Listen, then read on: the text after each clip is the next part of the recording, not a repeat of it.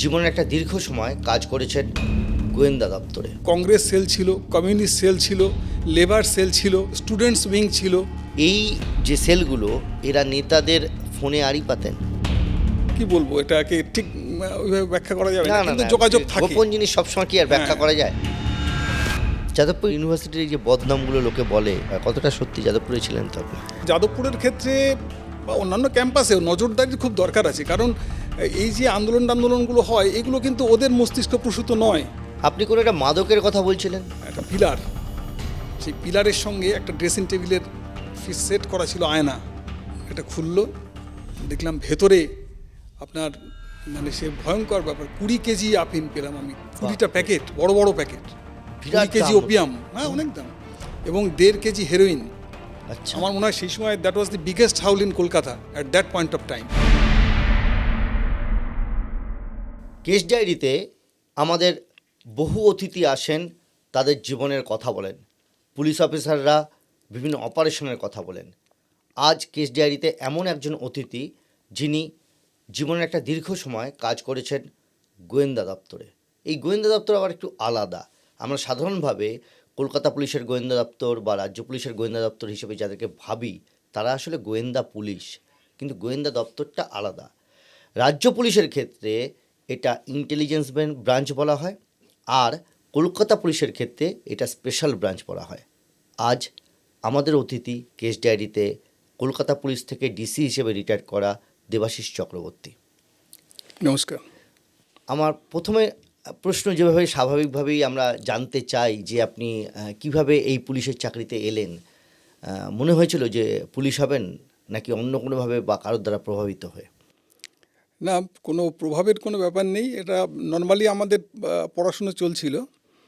তো কলেজে যখন সুরেন্দ্রনাথ কলেজে আমি পড়াশুনো করেছি, কলকাতার পরিচিত কলেজ, ওখানে কেমিস্ট্রি নিয়ে অনার্স করি আমি।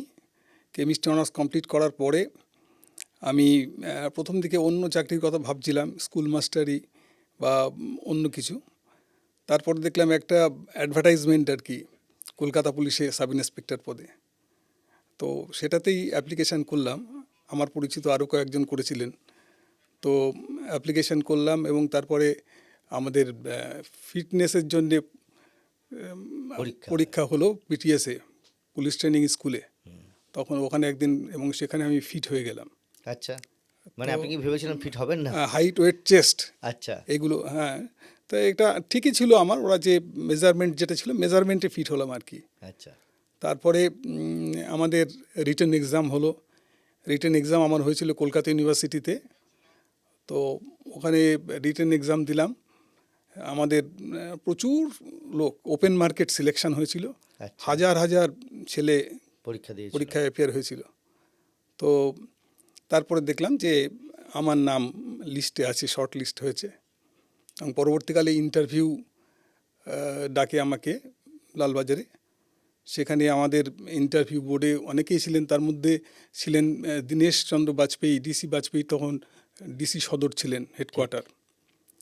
তো ইন্টারভিউতে নানান প্রশ্ন জিজ্ঞাসা করেছিলেন, এবং তখনই আমি আমার একাডেমিক ব্যাকগ্রাউন্ড বা আমার ব্যাকগ্রাউন্ড দেখে, এবং ওরা তখন স্থির করে নেন বলেই মনে হয়েছিল। আমাকে বললো যে আপনাকে যদি নেই, আপনি জয়েন করবেন। তাই বললাম সেই জন্যই তো এখানে আসা। তো যথারীতি আমার সেই সময় আমরা দেখেছি প্রচুর, মানে আমার এখানে কেস ডায়েরিতে গেস্ট হিসেবে এসেছেন প্রচুর মানুষ যারা পড়াশোনায় অত্যন্ত মেধাবী, ভালো ভালো ছাত্র, তারাও পুলিশের চাকরিতে আসতেন। আপনিও এলেন। কখনো মনে হয়েছে যে না, পুলিশের চাকরিতে যে এসছেন, অন্য কোনো চাকরি এই জয়েন করার পর বা সেই সময় মনে হয়েছিল যে অন্য কোনো চাকরিও পেতে পারেন? পুলিশের চাকরিতে জয়েন করার পরে আর ফিরে দেখার সময়ই হয়নি। এতই ইনভলভমেন্ট ছিল পুলিশের চাকরিতে যে তারপরে আর কিছু, প্রথমে আমি স্পেশাল ব্রাঞ্চে ছিলাম, প্রথম জয়েন করলাম, ট্রেনিং, তারপরে প্রবেশন পিরিয়ড 1 বছর, তারপর আমি স্পেশাল এটা তো ব্রাঞ্চে সবার জয়েন জন্য করি। সাধারণ ট্রেনিং। হ্যাঁ, সাধারণ ট্রেনিং না, Special- পিটিসিতে আপনার একটা ট্রেনিং, তারপরে 1 বছরের ট্রেনিং, তারপর প্রবেশন পিরিয়ড কলকাতায় 1 বছর হয়। সেখানে সব ইউনিট কলকাতার পুলিশের যতগুলো জায়গা আছে, ইভেন কোর্টে বা কন্ট্রোল রুমে ইনভেস্টিগেটিং ক্যাডারের অফিসারদের সেখানেও যে হয়, স্পেশাল ব্রাঞ্চ তো ছিলই এরকম, এবং থানাতে 4 মাসের ট্রেনিং হয়। এই যে আপনি একটা কথা বললেন, ইনভেস্টিগেটিং ক্যাডার, কলকাতা পুলিশে এই ধরনের কি দু ধরনের ক্যাডার থাকে, ইয়েস। একটা ইনভেস্টিগেটিং, একটা নন ইনভেস্টিগেটিং। তো এটা একটুখানি বলবেন যে কি সাধারণ মানুষের জন্য, যারা দেখবেন আমাদের দর্শকদের জন্য। অ্যাকচুয়ালি ইনভেস্টিগেটিং হচ্ছে যারা সাব ইন্সপেক্টর হিসাবে যারা জয়েন করে তারা they belong to investigating cadre, এবং আপনি বলতে পারেন যে down the line constable, ASI এরাও ইনভেস্টিগেটিং ক্যাডার, তারাও অন প্রমোশন সাব ইন্সপেক্টর হয়। আর নন ইনভেস্টিগেশন বলতে কলকাতা পুলিশের আনপুলিশ বোঝায়, আনপুলিশ, এবং সেখানে সার্জেন্ট যারা আমাদের হিসেবে যারা জয়েন করেন বা তারা সকলেই ট্রাফিকে যারা থাকেন তারা এনআই ক্যাডার, নন ইনভেস্টিগেটিং ক্যাডার, এবং তারা পরবর্তীকালে যখন ইন্সপেক্টর হন তারা ট্রাফিকের ইন্সপেক্টর হন বা আনপুলিশের বিভিন্ন ব্যাটালিয়নে তারা জয়েন করেন, ইন্সপেক্টর হিসেবে কোম্পানি কমান্ডার হন তারা। এবং এখন তো তার পরবর্তীকালে সুযোগ দেওয়া হয়েছে সার্জেন্টদের মধ্যে, অনেককেই বলা হয় যাদের ইন্টারেস্ট থাকে তারা ইনভেস্টিগেটিং ক্যাডারে yes, জয়েন করতে এটা পারে। করা হয়েছিল। পরবর্তীকালে করা হ্যাঁ, হয়েছে। এখনও আছে অনেক জায়গায় যারা নন ইনভেস্টিগেশনে ঢুকেছিল, সার্জেন্ট হিসেবে ঢুকেছিল, পরবর্তীকালে তারা ইনভেস্টিগেটিং ক্যাডারে চড়ে শিফট করে, এটা আছে এখনও। স্পেশাল ব্রাঞ্চে জয়েন করলেন, প্রথম কোন ডিপার্টমেন্টের স্পেশাল ব্রাঞ্চে কাজ করলেন? স্পেশাল ব্রাঞ্চের কাজ কীরকম এটা একটু যদি বলেন। স্পেশাল ব্রাঞ্চের তো মানে কি বলবো, বহুবিধ কাজ, মানে মাল্টিফেরিয়াস কাজকর্ম আছে ওখানে। একটা তো ভিআইপি প্রোটেকশনের ব্যাপার থাকে। আপনারা জানেন যে যেটা আগে আমাদের সময় যখন ছিল, যখন স্পেশাল প্রোটেকশন সেল ছিল, আচ্ছা, ভীষণ ব্যস্ত থাকতে হতো। দেশের এবং আন্তর্জাতিক স্তর থেকে যেসব ভিআইপি আসতেন কলকাতা, তাদের টোটাল প্রোটেকশনটা আমাদের স্পেশাল Special branch প্রোটেকশন থেকেই সেল দেওয়া থেকে দেওয়া হতো। হতো, স্পেশাল ব্রাঞ্চ থেকে।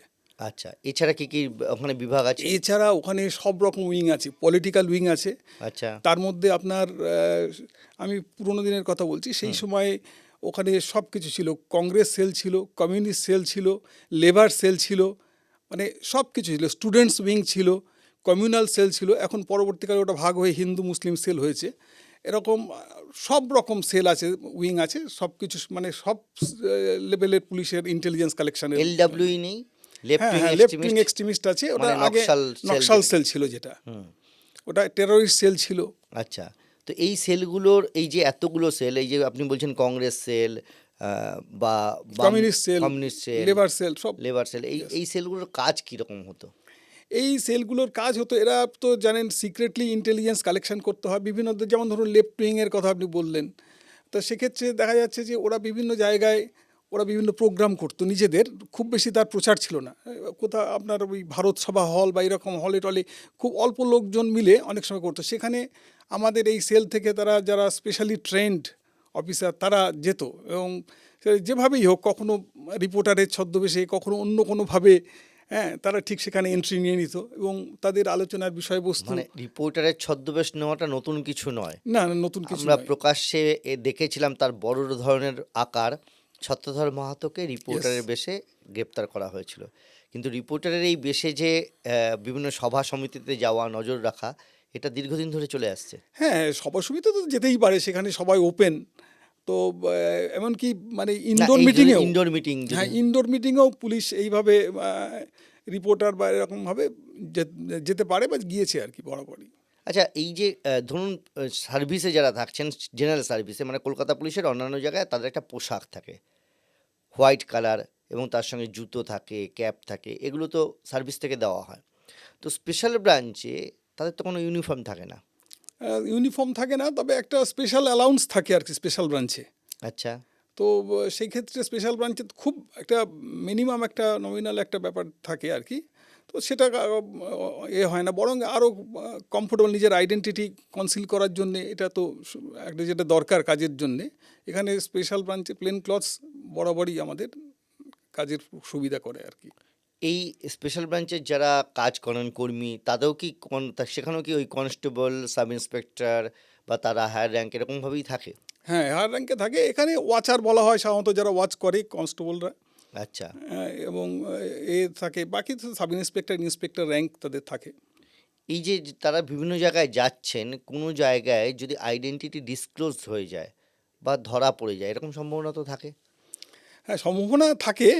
তবে আমরা তো দেখুন, পুলিশ তো যখন যাচ্ছে তখন তো তাকে একটা ট্রেনিংয়ের মধ্যে দিয়ে যায়, সে জানে যে কী করে নিজের আইডেন্টিটি কনসিল করতে হবে। ধরুন অনেক ক্ষেত্রে অনেক কিছু রেকর্ড, এখন তো অনেক সফিস্টিকেটেড ডিভাইস বেরিয়ে গেছে, আগে অতটা ছিল না। তবুও ইন্টারসেপশন এক ধরনের বা রেকর্ডিং এগুলো কিন্তু হতো। আচ্ছা, ক্যামেরা থাকতো ছবি তোলার জন্য। হ্যাঁ, সেরকম ছবি তোলার জন্য ক্যামেরা তো থাকতেই। তারা যে এই যে যেতেন বিভিন্ন জায়গায়, কোনোদিন এরকম ঘটনা ঘটেছে, মানে বিপদ হওয়া, ধরে ফেলা বা মারধর করা? না, সেরকম ঘটনা হয়নি। আমার ক্ষেত্রে তো হয়নি। আমিও এরকম অনেক কভার করেছি সিক্রেট মিটিং, তো আচ্ছা, হয়নি। এই যে ঢুকতেন সেখানে কোনোদিন কোনো প্রশ্নের মুখোমুখি বা কোনো কিছু সমস্যা? আহ, অনেক ক্ষেত্রে দেখা যেত যে যাদের সঙ্গে যাচ্ছি তাদের সঙ্গে একটা অ্যাকোয়েন্টেন্স অনেক সময় থাকে। আচ্ছা, তারা সেই সময় যখন মিটিং হয় বা তারা জানলেও তারা কোনো রকম অবস্ট্রাকশন কখনো করেনি আর কি। আচ্ছা, তার মানে এরকম। ভিতরে ঢুকে যাওয়া হুম। যেটাকে বলে। ইয়েস, আপনারা দেখবেন অনেক জায়গাতেই অনেক সকলকে হয়তো চেনেন, কিন্তু অনেকে দু একজন দেখবেন অপরিচিত মুখ থাকতে পারে। ও তখন তাহলে মানে সেটাই হচ্ছে এন্ট্রির একটা সুযোগ, ওইভাবেই এন্ট্রি নেওয়া হয়। আচ্ছা, যাই হোক, যে আলোচনা করছিলাম, এই যে স্পেশাল ব্রাঞ্চের কথা আমরা হচ্ছে, কি ধরনের ইনফরমেশন কালেক্ট করা হয়? সব ইনফরমেশনে কি ইন্টেলিজেন্স? না, ইন্টেলিজেন্স সব ইনফরমেশন নয়, কিন্তু যেগুলো ইন্টেলিজেন্স মানে ধরুন অ্যাডভান্স যেগুলো আমরা করি, ধরুন একটা পলিটিক্যাল পার্টি কোনো একটা প্রোগ্রাম করবে, এর কী ধরনের তারা করবে, এজিটেশনটা কীরকম হবে, কতটা ভায়োলেন্ট হতে পারে? কতটা তারা ধরুন শুধুমাত্র আসবে, স্টেজে দাঁড়িয়ে বক্তৃতা দেবে, নাকি তারা আবার কোর্ট অ্যারেস্ট করতে পারে।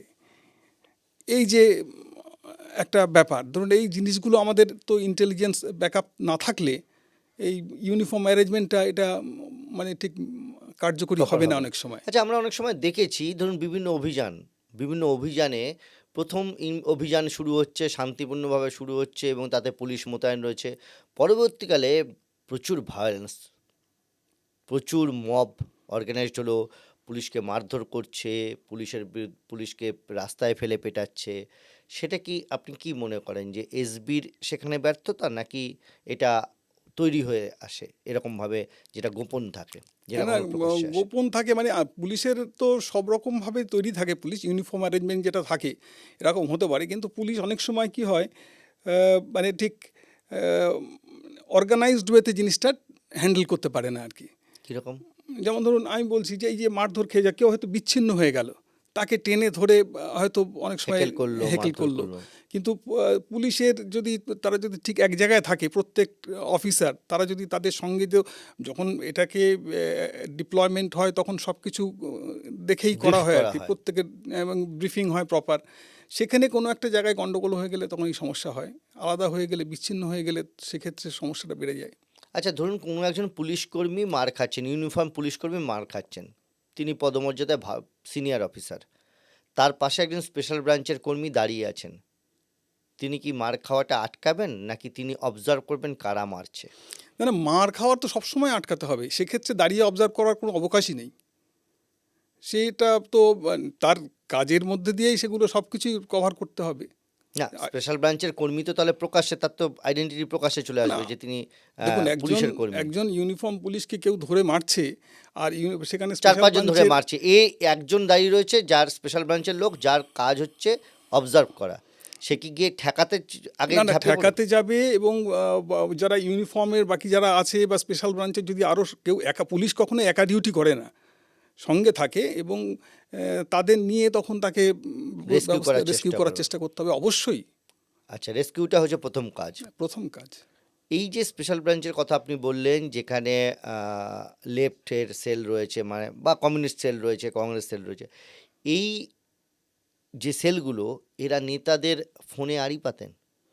আমি এখনকার ব্যাপারটা বলতে পারবো না, না, এখনকার কারণ কথা আমি বলছি না তো, তখন আপনার তো সময়। এই সিস্টেমই ছিল না। আমি যখন স্পেশাল ব্রাঞ্চে ছিলাম তখন মোবাইল ফোনে আড়ি সেই পাতেন, সময় মোবাইল মোবাইল ছিল ফোন না। আসেইনি। হ্যাঁ, কিন্তু এমনি ল্যান্ডলাইন? ল্যান্ডলাইনেও সেরকম তো সিস্টেম ছিল বলে আমার তো জানা নেই। আচ্ছা, সেই নাকি সময় জানা অ্যাকচুয়ালি থাকলেও? এরকম না না না, এই সময় সফিস্টিকেটেড ডিভাইস সেরকম কিছু ছিল না। তাহলে কিভাবে এই তথ্যগুলো একজনের সঙ্গে আরেকজনের কথোপকথন, বিভিন্ন জিনিস জানা যেত? না, কথোপকথন তখন টেলিফোন কথোপকথন জানা যেত কিনা আমি ঠিক বলতে পারবো না, তবে এমনি খবরাখবর সংগ্রহ করা তো সবসময় যেত। না, কিভাবে, মানে ধরুন একজন কোনো নেতা কোনো নেতার সঙ্গে দেখা করতে যাবেন, সেটা তো স্পেশাল ব্রাঞ্চের নজরে রাখতে হবে। হ্যাঁ, সে তো নজর রাখতে হবে এবং দেখুন স্পেশাল ব্রাঞ্চের অফিসারদের সঙ্গে বিভিন্ন লেভেলে তাদের একটা যোগাযোগ থাকে, সে ব্যক্তি ব্যক্তিগত পার্সোনাল লেভেলেও হয় এবং মানে কি বলবো এটাকে ঠিক ওইভাবে ব্যাখ্যা করা যাবে না না, না কিন্তু না যোগাযোগ যে থাকে। গোপন জিনিস সবসময় কি আর ব্যাখ্যা হ্যাঁ। করা যায়? আচ্ছা, মানে রিপোর্টাররা খবর দেয় স্পেশাল ব্রাঞ্চের লোকেদের? হ্যাঁ, হ্যাঁ, দেয়, অনেক সময় দেয়। এবার ব্যক্তিগত একটা সম্পর্কের ব্যাপার আছে, অনেক খবর পাওয়া যায়। রিপোর্টারদেরকে স্পেশাল ব্রাঞ্চের লোকেরা খবর দেয়? না, রিপোর্টারকে স্পেশাল ব্রাঞ্চের লোকেরা খবর দেয় না, কিন্তু রিপোর্টারদের কাছ থেকে অনেক খবর পাওয়া যায়। দেখুন, ব্যাপারটা একতরফা আর কি। ধরুন একটা বিভিন্ন জায়গায় হুম। ধরুন জমায়েত হচ্ছে, একই অর্গানাইজেশন, এবার কে কি মুভমেন্ট করবে, অনেক সময় আমরা দেখেছি রিপোর্টারদের কাছ থেকে অনেক ইম্পর্টেন্ট ইনফরমেশন পাওয়া যায়। আচ্ছা, সেটা মানে অনেক ক্ষেত্রেই ল অ্যান্ড অর্ডারের ক্ষেত্রে খুবই কার্যকরী হয় মেনটেন করার ক্ষেত্রে। বাহ, ফ্যান্টাস্টিক। সেই কারণে আজকাল কলকাতা পুলিশ বিভিন্ন রকম ব্যবস্থা নিচ্ছে, রিপোর্টারদের মতনই তাদের লাইভ ভিউ আনা হচ্ছে যাতে লাইভ টেলিকাস্ট করা যায়, লালবাজারে বসে দেখা যায়, অনেক রকম ব্যবস্থা নেওয়া অনেক হচ্ছে। দিন ব্যাকপ্যাক পুলিশেরও হ্যাঁ, আছে, সব পুলিশ আছে। ব্যাকপ্যাক নিয়ে সে কাজ করছে। আপনি আমাকে আরেকটা জিনিস বলুন, এই যে স্পেশাল ব্রাঞ্চ, এই যে পরের দিন কি প্রোগ্রাম হবে বা কোন ভিআইপি মুভমেন্ট বা কিছু হচ্ছে, কাকে রিপোর্ট করে? এগুলো সব আপনার কলকাতা পুলিশের যেটা আছে এটা কন্ট্রোল রুমে জানাতে হয় এবং ডিসি হেডকোয়ার্টারের কাছে সব কিছু জানানো হয়। এখন তো মানে এটা আমাদের সময় তাই ছিল আর কি। এখনো নিশ্চয়ই তাই আছে। এখনো নিশ্চয়ই তাই আছে, এখন তো ওটা কোনো জয়েন্ট সিপি রিপোর্ট আকারে হেডকোয়ার্টার। দিতে হয়? হ্যাঁ, হ্যাঁ, হ্যাঁ, তো আগে অ্যাডভান্স রিপোর্ট করা হতো। আচ্ছা, সেই রিপোর্টটা করা হয় এবং তার ফলে কলকাতা পুলিশও জানতে পারে কি আছে না আছে কোনো সব ঘটনা। কোথায় কি প্রোগ্রাম আছে দেখবেন, ট্রাফিক পুলিশ সকালে বলে দেয় কোন রাস্তা কি হতে পারে প্রোগ্রাম। সেটা কি আসলে স্পেশাল ব্রাঞ্চের ইনফরমেশন? হ্যাঁ, স্পেশাল ব্রাঞ্চের ইনফরমেশনের উপরে। কলকাতায় পুরো কলকাতা এলাকায় এই দেখার জন্য স্পেশাল ব্রাঞ্চ, প্রতিটি থানায় কি কোনো কর্মী থাকেন নাকি? হ্যাঁ, নিশ্চয়ই। কিরকম? থানা লেভেলে ডিও থাকে, যাকে বলে ডিভিশনাল অফিসার, এডিও থাকে, এবং মানে আরও ওয়াচার কনস্টেবল থাকে। প্রত্যেক থানা লেভেলে প্রত্যেকটি থানা কভার করে প্রত্যেকটি স্পেশাল থানা? ব্রাঞ্চে। হ্যাঁ, এবং তারা রেগুলার রিপোর্ট যেমন স্পেশাল ব্রাঞ্চে পাঠায়, এবং থানার ওসিদেরও তারা মানে থানার OC he is the x officio মানে ডিও আর কি, আচ্ছা, তাদেরকে প্রত্যেকটা জানেন? তাদেরও জানানো দরকার আর কি। মানে সেই থানা এলাকায় কোনো গন্ডগোল হওয়ার সম্ভাবনা থাকলে অবশ্যই জানাবে বা সে। কারা কারা গন্ডগোল করতে পারে, কারা অর্গানাইজ করছে, কিভাবে করছে, সমস্ত ক্রাইম সংক্রান্ত কোনো তথ্য কি স্পেশাল ব্রাঞ্চ জানায়? ধরুন স্পেশাল একটা ক্রাইম ব্রাঞ্চের ঘটেছে, হ্যাঁ, ক্রাইম, হ্যাঁ, জানাতে পারে, সেটা কোনো অসুবিধে নেই। স্পেশাল ব্রাঞ্চ যে কোনো পলিটিক্যাল এবং ক্রিমিনাল যদি আসে, ক্রাইম সংক্রান্ত কোনো ঘটনা তার নলেজে আসে, সে জানাবে বই কি। এরকম কোনো ঘটনা আপনি যখন চাকরি করতেন হয়েছে যে স্পেশাল ব্রাঞ্চের ইনফরমেশনের ভিত্তিতে কোনো একটা বড় সাকসেস পেয়েছে কলকাতা পুলিশ? আমি যখন স্পেশাল ব্রাঞ্চে ছিলাম সেই সময় অতটা আমি খেয়াল স্পেসিফিক বলতে পারছি না এখন কোন ক্ষেত্রে, তবে তো নিশ্চয়ই আসতো, ওগুলো রিপোর্ট আসে ডিওদের কাছ থেকে, যাবতীয় রিপোর্ট। আচ্ছা, এবার একটা কথা বলুন, সেটা হচ্ছে এই যে স্পেশাল ব্রাঞ্চে আপনি একটা প্রথমেই বলেছেন যে ভিভিআইপিদের মুভমেন্ট এবং তাদের সম্পর্কে জানানো Security। বা সিকিউরিটি দেওয়া, যেটা আপনি বললেন। তো এরকম কোন কোন ভিআইপি আপনি সেই সময় ফেস করেছেন বা তাদের সিকিউরিটি অ্যারেঞ্জমেন্টে আপনি পার্টিসিপেট করেছেন? আমি তো পার্সোনাল সিকিউরিটি অফিসার হিসেবে অনেক বড় ভিআইপিদের সঙ্গেই ছিলাম। কীরকম? যেমন ধরুন আমি আমাদের প্রাক্তন প্রাইম মিনিস্টার ভিপি সিং, তখন প্রাইম মিনিস্টার হননি, কিন্তু এলাহাবাদে জিতে তখন কলকাতায় এসেছিলেন এবং ব্রিগেড একটা মিটিংও হয়েছিল ভিপি আচ্ছা। সিংয়ের। তো সেই সময় ভিপি সিংয়ের সঙ্গে আমি প্রায় 2 দিন আমি কভার করেছিলাম, ওনার গাড়িতেই থাকতাম। কেমন কথাবার্তা, আচার আচরণ? ও তো খুব ম্যাচিওর পলিটিশিয়ান। ম্যাচিওর্ড বলছেন? কী হিসেবে ম্যাচিওর বললেন? সিনিয়র, উনি উত্তরপ্রদেশের মুখ্যমন্ত্রী ছিলেন, আমাদের ডিফেন্স মিনিস্টার ছিলেন, তারপরে প্রাইম মিনিস্টার হয়েছেন। তো এই যে মুভমেন্টের সময় ওনার খাওয়া দাওয়া, কোথায় যাওয়া না যাওয়া, সমস্ত কিছু আপনাদের নজরে থাকতো তো? নজরে থাকা মানে কি, দেখুন এটা তো আপনার তার তো একটা জায়গায় তো তাকে থাকতে হবে, সাধারণত কোনো একটা লোকেশানে উনি থাকতেন, গেস্ট হিসেবে থাকেন অনেক সময়। আমি যেটা বললাম সেই সময় উনি বোধহয় অশোক সেন সাহেবের এখানে ছিলেন, বাড়িতেই ছিলেন গেস্ট হিসাবে। আচ্ছা, কোনো হোটেলে বা অন্য কোথাও না, থাকেননি? তো এমনি এই যে রাস্তাঘাটে না, চলাফেরা একটা জিনিস বলি এই সময়, হ্যাঁ, তো একদিন ওই সময় উনি আমাদের সকালে বেরোলেন, বেরিয়ে উনি বললেন যে আমি মেফেয়ার রোডে যাব। আচ্ছা, তারপরে যেখানে গেলাম সেটা দেখলাম যে উনার ছেলের বোধহয় শ্বশুর বাড়ি বা কিছু, এটা কিন্তু আগে আমাদের কাছে নলেজে ছিল না। আচ্ছা। কিন্তু উনি ওই যাওয়ার সময় বললেন আর কি। গাড়িতে যে যেতেন তখন কথা বলতেন? নাকি এমনি চুপচাপ? না, তখন অনেক সময় রিপোর্টাররা থাকতো গাড়িতে। আচ্ছা, মানে দিল্লির রিপোর্টাররা না, দিল্লির কেন, আমাদের রাজ্যের রিপোর্টারও থাকতো। ওই গাড়ির মধ্যে উঠতো, গাড়ির তুলে নিতেন গাড়িতে ইন্টারভিউ দেওয়ার জন্য? ইন্টারভিউ দেওয়ার জন্য উনি চাইলে, দেখুন আপনি তো হ্যাঁ। ভিআইপিকে তো স্টপ করতে পারেন না। না, সে তো নিশ্চয়ই। তো সেক্ষেত্রে আপনি তখন তাহলে কোথায় বসতেন? আমরা ভিআইপির সামনেই বসতাম। আচ্ছা, গাড়িতে উনি অন্য কাউকে তুলে নেন। তো এই যে ভিপি সিং এর এটা জানতে পারলেন, এছাড়া এরকম আর কার কার এরকম পিএসও বা তাদের অনেক নিরাপত্তা বলুন মানে না, মুখ্যমন্ত্রী যারা ছিলেন অনেক সময় তাদের কাছে করেছি। কিরকম? ধরুন উড়িষ্যার মুখ্যমন্ত্রী ছিলেন একজন, জানকীবল্লভ পট্টনায়ক। পিএ সাংমা ছিলেন মেঘালয়ের চিফ মিনিস্টার। এরকম কয়েকটা বলছি, আমি রেগুলার বেসিসে পিএ করতাম না। সাংমার সম্পর্কে একটু বলুন, কেমন মানুষ ছিলেন? ভাবুন তো, লোকসভার স্পিকারও ছিলেন, হুম। খুবই উঁচু মানের পলিটিশিয়ান এখানে আমার কলকাতায় ধারণা। কোথায় যাতায়াত করতেন? না, ওদের মেঘালয় হাউস ছিল, ওখানে এসছেন। থাকতেন? আচ্ছা, এই ধরনের ভিআইপি আইপি যখন বাইরে থেকে এলেন, মেঘালয় হাউসে ধরুন থাকলেন পিএ সাংমা, তার সঙ্গে কারা দেখা করতে আসছে না আসছে সেই তালিকাও আপনাদের থাকতে হতো? না, সেটা ওখানে যারা হাউস গার্ড থাকতো তারা আলাদা। আচ্ছা, সেটা ওনাদের পার্সোনাল। সেটা ওখানে হাউস গার্ড আলাদা থাকে। আপনাদের দায়িত্ব আর কি ছিল? আমাদের দায়িত্ব রাস্তা? ছিল রাস্তায় মুভমেন্ট, এয়ারপোর্ট টু বিভিন্ন ভেন্যু যেখানে যেত সেসবগুলো দেখতে হতো। আচ্ছা, তার মানে এরপরেও যদি কারোর পার্সোনাল কোনো মুভমেন্ট থাকে তখন?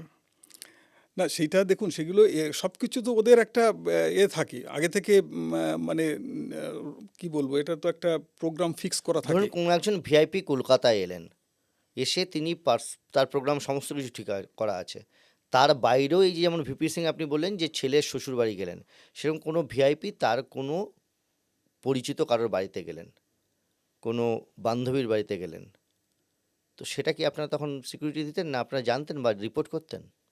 হ্যাঁ, সেটা তো জানিয়ে দিতে হবে অবশ্যই। সেটাকে সব জায়গা, লালবাজার কন্ট্রোল রুম এবং এসবির স্পেশাল ব্রাঞ্চের কন্ট্রোল রুম আছে, সেখানে জানাতে হবে বই কি। যদি তিনি যে জানাতে না চান, যদি বলেন যে আপনাকে? না, সেটা সেরকম পরিস্থিতির কখনো মুখোমুখি হয়নি, আমার মনে হয় না সেটা সেরকম কোনো ব্যাপার থাকে আর কি। তো কোনো কারণে জানা নেই বা কোনো ভিভিআইপি বেরিয়ে গিয়েছে, তারপর জানতে পেরেছেন, এরকম কোনোদিন কোনো ঘটনা ঘটেছে? না, সেরকম আমার ক্ষেত্রে ঘটেনি, সেরকম অভিজ্ঞতা হয়নি। এ ধরনের ঘটনা তো ঘটে মাঝে মধ্যেই, আমরা শুনেছি যে ভিভিআইপি হয়তো কোথাও বেরিয়েছেন, পরবর্তীকালে তাকে ট্রেস করা গেল, হয়তো কোনো একটা জায়গায় গিয়েছিলেন, ব্যাক করে এলেন, অনেক সময় করে। ভিভিআইপির প্রোটোকল না মানা, এটা আপনি কি মনে করেন? যেটা না, আমার মনে হয় নিরাপত্তার স্বার্থে প্রোটোকল মেনে চলা উচিত। বিভিন্ন সেক্ষেত্রে সময় অভিযোগ ওঠে যে ভিভিআইপিরা প্রোটোকল মানতে চান না। হ্যাঁ, তাহলেও আমার মনে হয় ইনসিস্ট করা উচিত যাতে তারা প্রোটোকল মেনে চলেন, এবং মানে সব কিছু যেমন যেমন আছে সেই মতোই চলা উচিত আর কি, প্রোগ্রাম অনুযায়ী। এছাড়া বিদেশি আর কোনো অতিথির সিকিউরিটির বা নিরাপত্তার কাজ করেছেন আপনি? হ্যাঁ, অনেক জায়গায় করেছি, আপনার ভেন্যুতে করেছি অনেক জায়গায়। কীরকম? বিদেশি যেমন ধরুন, আমি তো আপনার একবার কলকাতায় লেডি ডায়না এসেছিলেন। আচ্ছা। তো সেখানে উনি ওনার যেসব দ্রষ্টব্য স্থান ছিল ভিজিট করেছিলেন, তার মধ্যে একটা ছিল কালীঘাটের নির্মল হৃদয়, হুম। মাদার টেরেসার। ঠিক। ওখানে উনি গিয়েছিলেন এবং উনি এলেন, সত্যি দেখার মতো যে রাজপরিবারের ওই রকম একটা, মানে কি বলবো, রয়্যাল ব্যাকগ্রাউন্ড। ওখানে এসে যখন সাধারণ একদম একজন অসুস্থ মানুষদের, ওখানে তো হোমে যারা থাকে বুঝতেই পাচ্ছেন, তারা সাধারণত কেউ হয়তো রাস্তা থেকেই পেয়ে শিফট করেছে, তাদের যেভাবে উনি আদর করলেন, ধরলেন হাত টাত, সত্যি দেখার মতো। মানে আর একটা ছিল ইম্পর্টেন্ট ব্যাপার, উনি এসছিলেন যখন ইন্ডিয়াতে ল্যান্ড করেন, তখনই বোধহয় উনি একটা ট্রাই কালার পোশাক পরে এসছিলেন, আচ্ছা। ট্রাই কালারের। আচ্ছা। মাথায় হ্যাটটা হয়তো ছিল যেমন হয় গেরুয়া, এটা সাদা সাদা সবুজ। এবং সবুজ এরকম। এই যে সামনাসামনি দেখলেন, ভেন্যুতে আপনি নিরাপত্তার দায়িত্বে, এই যে প্রভাবিত হলেন? না, প্রভাবিত হওয়ার কিছু ব্যাপার নেই। দেখুন, এই যে বললেন যে প্রোটোকলটা দারুণ খুব বড় সুন্দর। ছিল না। আচ্ছা। রয়্যাল মানে ফ্যামিলি ব্যাকগ্রাউন্ড হলেও উনি তো রাষ্ট্রপতি প্রধানমন্ত্রী ছিলেন না। আচ্ছা। প্রোটোকল হিসেবে খুব বড় ছিল না, তাহলেও একটা বিশাল ক্রেজ ছিল ওখানে, রিপোর্টারদের মধ্যে প্রচুর ক্রেজ ছিল আচ্ছা। এবং অনেকেই অনেক কিছু জানতে চায় আর কি। সেক্ষেত্রে ওনার সঙ্গে অবশ্য ব্রিটিশ পুলিশের একজন লেডি অফিসারও ছিলেন, কেমন ব্রিটিশ দেখতে মিশনের ছিলেন লোকজন লেডি ছিলেন। ডায়নাকে? লেডি ডায়নাকে তো সবাই দেখেছেন, আপনিও দেখেছেন, আমরাও দেখেছি, আমি সামনাসামনি দেখেছি এই যা। আচ্ছা, তাদের সেটাই বলছি যে মানে ইমপ্রেসিভ তো নিশ্চয়ই অনেক। সৌন্দর্য কেমন? হ্যাঁ নিশ্চয়ই, হ্যাঁ হ্যাঁ, সুন্দরী তো বলতে হবে। মানে এখন এত বছর বাদে রিটায়ার্ড করেছেন, এখন বলতে তো আপত্তি নেই। তখন নয় পুলিশ অফিসার হিসেবে সেই সময় বলার ক্ষেত্রে বাধ্যবাধকতা থাকে বা কিছু হয়তো বন্ধু-বান্ধবদের বলেছেন। এখন খোলাখুলি বলতে কী অবস্থা? মানে আগুন লাগার মতো সৌন্দর্য। জানি না, ওনাদের হেয়ার ড্রেসার থাকে, মানে ওইসব বোধহয় অনেক ব্যাপার-ট্যাপার থাকে আর কি। ড্রেসিং একটা কিছু কোড আছে, রাজপরিবারের ব্যাপার তো। হ্যাঁ, মানে দুর্ধর্ষ সুন্দরী। সেটা আমি অতটা আচ্ছা বলতে ঠিক পারবো না। আছে, ঠিক আছে। এখন বাড়িতে গেলে অসুবিধা হতে পারে সেই জন্য হয়তো বলতে পারবেন না। ঠিক আছে। নেক্সট যেটা বলি সেটা হচ্ছে আর কাকে নেলসন ম্যান্ডেলা সেই সময় এসেছিলেন তো? আপনি সেই সময় ছিলেন? হ্যাঁ, আমি ছিলাম ইডেন গার্ডেনে, নেলসন ম্যান্ডেলা এসেছিলেন আচ্ছা। এবং ওখানে আমাদের এখানকার রাজনৈতিক নেতৃত্ব, আপনার চিফ মিনিস্টার জ্যোতি বসু ছিলেন এবং আরও বোধহয় আরও কেউ কেউ ছিলেন, কংগ্রেসের তরফ থেকেও, সেন্ট্রাল গভর্নমেন্টের তরফ থেকেও কেউ ছিলেন, যতদূর আমার মনে হচ্ছে। এক্ষেত্রে নেলসন ম্যান্ডেলার নিরাপত্তা ব্যবস্থা কেমন ছিল? তো উনি ইডেনে, পুরো ইডেন ভর্তি ছিল আর কি। সেখানে উনি তো এলেন এবং বক্তৃতা দিলেন, মুখ্যমন্ত্রীও বক্তৃতা দিয়েছিলেন। পুরো সেটা একটা বিশাল ব্যাপার। ওনার জেল মুক্তির পরেই উনি কলকাতায় আসেন এবং সেইটা তো মানে তার একটা বিশাল ইম্প্যাক্ট। তারপরেই কলকাতাতে আপনার ওই সাউথ আফ্রিকান টিম খেলতে এসেছিল। এই যে স্পেশাল ব্রাঞ্চ এরা কি সেই সময় যে এই যে খেলতে আসার কথা বলছেন, এই ক্রিকেট টিম বা বাইরে থেকে বিদেশি ফুটবলার বা অন্যান্য ফিল্ডের লোকেরা ভিভিআইপি এলে তাদেরকেও নিরাপত্তার ব্যবস্থা করতো? ডেফিনেটলি। সেক্ষেত্রে তো হোটেলে টিম বাস থেকেই আমাদের সব লোকজন তাদের ক্যাচ করে নেয় আচ্ছা। এবং টিম বাসে সেখানে যেমন মাঠের মধ্যে থাকে, তাদের ওপরে নজরদারির আলাদা ব্যবস্থা থাকে এবং হোটেলেও থাকে, সব রকম ফ্লোরে, প্রত্যেকটা ফ্লোরে লোকজন থাকে। আপনি বললেন স্পেশাল ব্রাঞ্চের একটা হচ্ছে সিকিউরিটি উইং যারা নিরাপত্তার ব্যবস্থা করে, আর একটা হচ্ছে ওয়াচ যারা নজরদারি করে। দুপক্ষই কি নজরদারি বা টোটাল বা total information collection intelligence information, সব রকম এই দুটো পলিটিক্যাল। পক্ষই কি তারা উইথ ওয়েপন থাকে, মানে তারা ক্যারি করে? ভিআইপি সিকিউরিটিতে তো ওয়েপন ক্যারি করতে হবে, সেটা তো মাস্ট, আচ্ছা। সেটা তো আছেই। আর নজরদারিতে যারা থাকে? যে পার্সোনাল সিকিউরিটি থাকবে তাদের করতে হবে। ভেন্যুতে সবসময় যে আর্মস ক্যারি করতে হয় তা নয়। আর এছাড়াও আপনি বলছিলেন থানা লেভেলে বিভিন্ন লোকজন থাকে, তাদের কাউকে আর্মস ক্যারি করতে হয় না? না, আর্মস ক্যারি করতে হয় না, তবে স্পেশাল ব্রাঞ্চে আর্মসের প্রভিশন আছে, প্রয়োজন হলে দেওয়া হয় যখন সেরকম ইনস্ট্রাকশন থাকে। সব কিছুই দেখুন ইনস্ট্রাকশন অনুযায়ী হয়। পরিস্থিতি হ্যাঁ, অনুসারে। পরিস্থিতি অনুসারে ঠিক করা হয়। এই স্পেশাল ব্রাঞ্চের চাকরি আপনি কত বছর করেছিলেন? আমি স্পেশাল ব্রাঞ্চে ছিলাম 5 বছর। আচ্ছা, তার মানে একটা দীর্ঘ সময়, অনেকটা সময়। অনেকটা সময়। এমন কোনো পরিস্থিতি, পরিবেশ যেখানে আপনার কোনো জায়গায় মনে হয়েছে এই নিয়মটা বা এই পরিস্থিতিটা বদলালে ভালো হয়, এরকম কোনো ঘটনা আছে?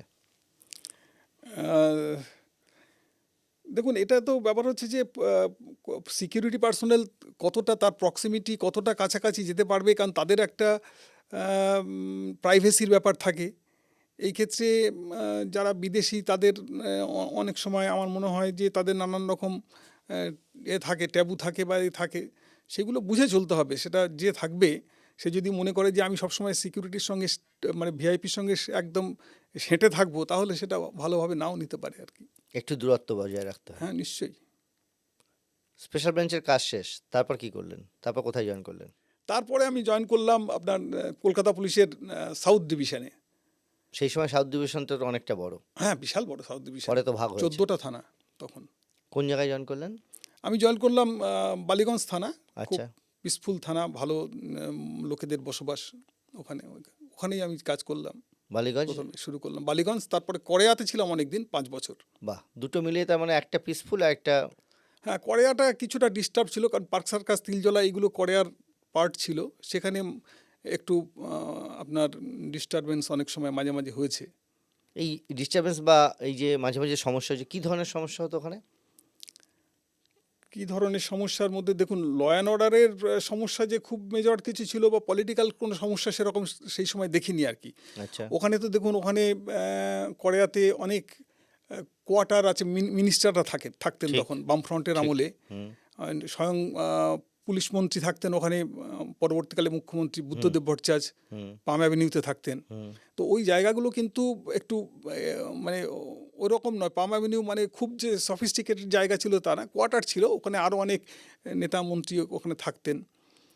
তো সেই সব ক্ষেত্রে আমাদের নজরদারি রাখতেই হতো ওই সব জায়গাতে। তবে তখন মানে কোনো রকম আমি সেরকম কোনো সমস্যা কিছু দেখিনি সেই সময় ওখানে। এই যে নেতা মন্ত্রী ভিভিআইপিরা এতজন থাকতেন কড়িয়া থানা এলাকায়, নিয়মিত এদের সঙ্গে কমিউনিকেশন রাখতে হতো? আহ, কিছু কিছু ক্ষেত্রে আমাদের তো নজর তো রাখতেই হতো। এমন কোনো ভিআইপি পাননি যে কথায় কথায় আপনাকে ডাকছে বা বিভিন্ন ছোটোখাটো সমস্যা নিয়ে আপনাকে বলছে?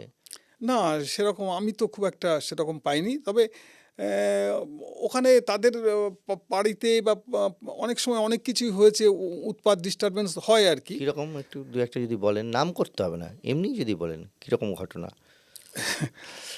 ধরুন আমাদের কড়িয়া থানার সামনেই একটা মিনিস্টার কোয়ার্টার আছে, আইএএসটাও থাকেন অনেকে। তো ওখানে একবার হিজড়ে খুব উৎপাত করেছিল ওখানে।